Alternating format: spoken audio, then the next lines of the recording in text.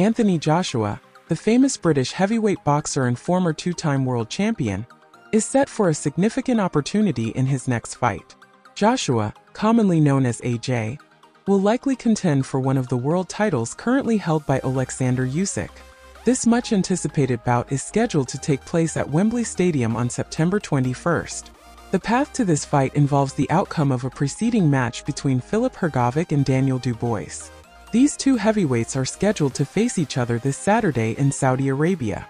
The winner of the Hrgovic vs Dubois fight will then go on to fight Joshua, with a world title on the line for his UK return.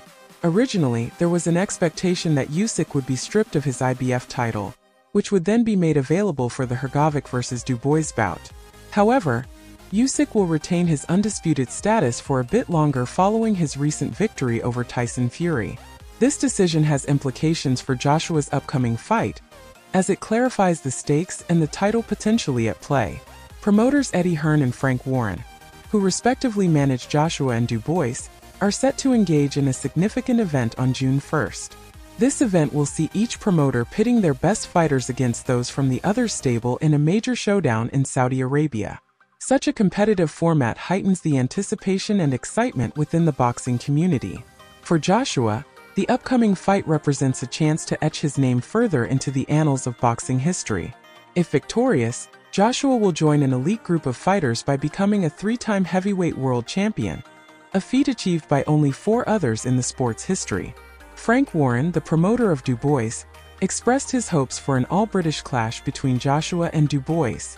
He believes such a matchup would be a highly thrilling encounter, given both fighters' formidable punching power and their status in British boxing. Warren has been vocal about his desire to see Dubois overcome Hrgovic, who has remained undefeated in his professional career. A victory for Dubois would set the stage for a monumental showdown with Joshua, potentially at Wembley Stadium.